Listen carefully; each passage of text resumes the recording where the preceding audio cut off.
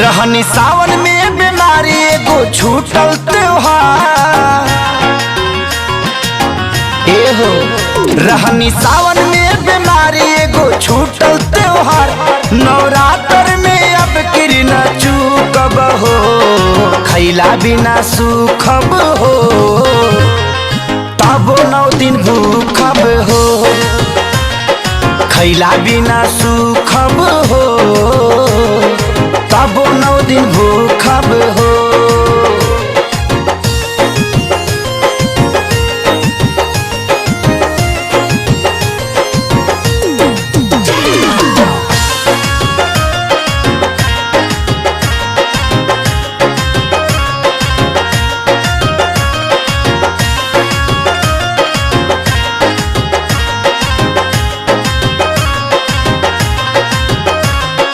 मैया